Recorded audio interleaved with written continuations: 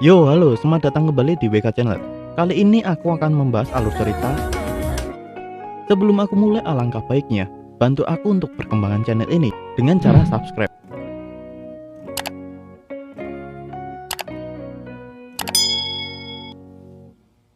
Oke, sudah, terima kasih banyak. Boneka nomor 32.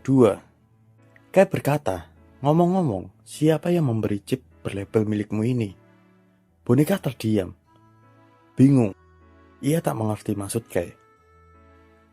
Kay lalu menjelaskan bahwa yang ia maksud bukan chip yang biasanya tertanam di tubuh manusia.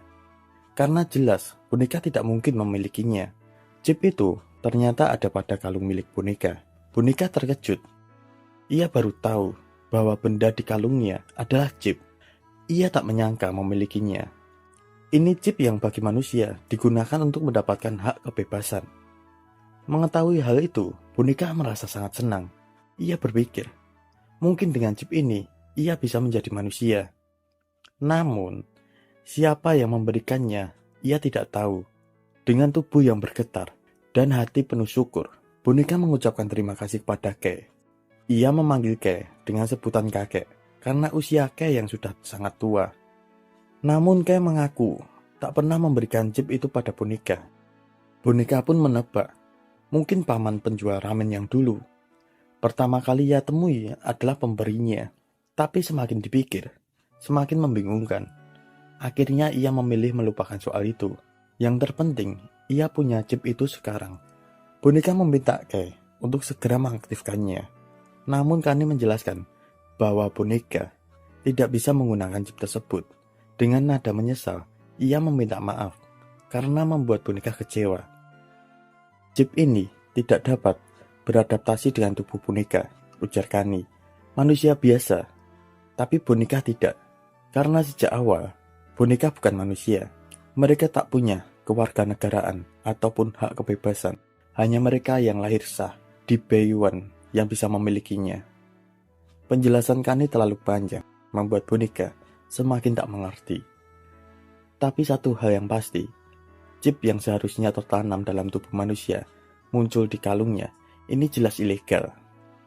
Boneka kembali menebak bahwa chip itu mungkin benar dari paman ramen. Tapi Kani meragukannya. Boneka seperti hanya menebak. Ia mencoba mengingat-ingat kembali. Yang muncul di pikirannya hanya mie ramen dan keripik lezat.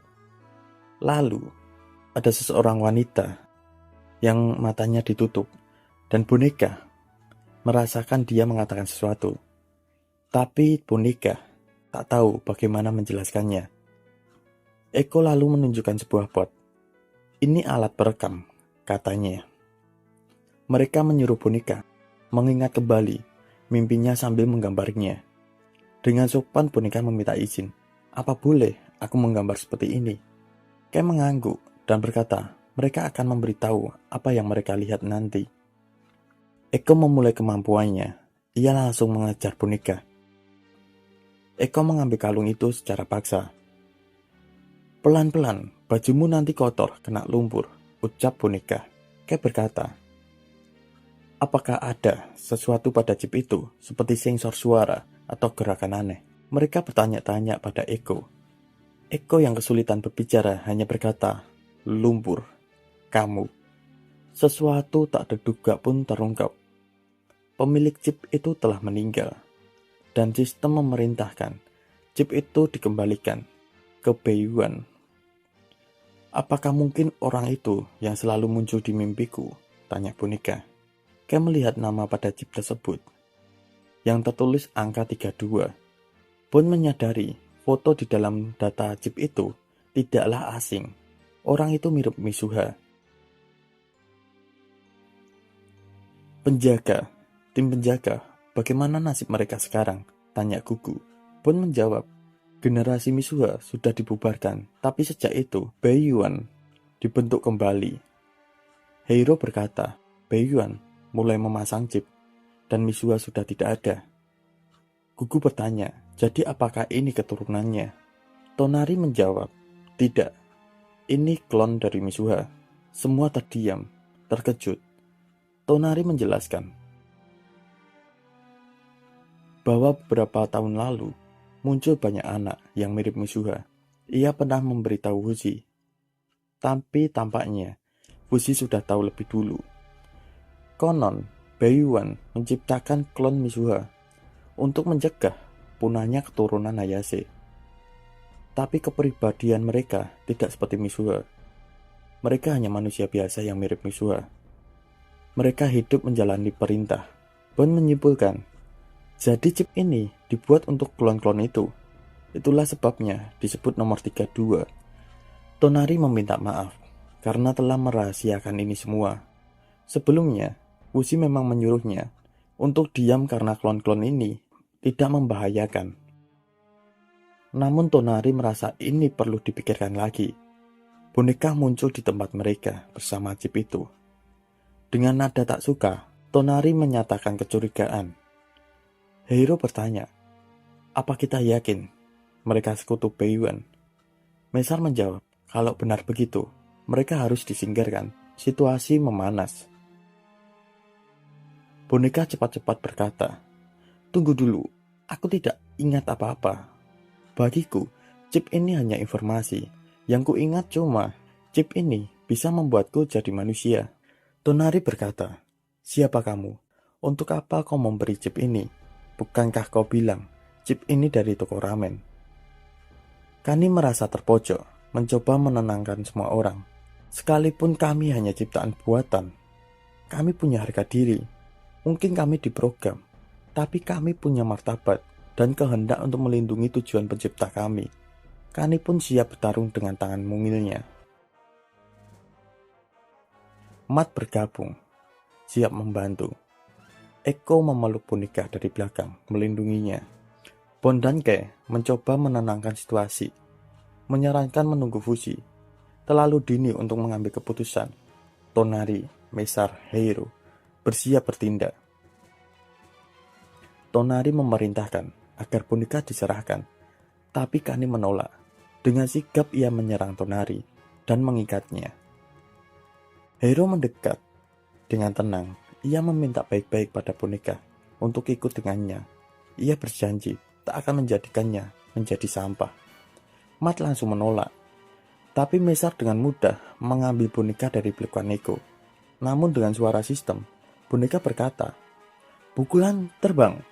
Tangan boneka melayang dan memukul Mesar keras, membuatnya kesakitan.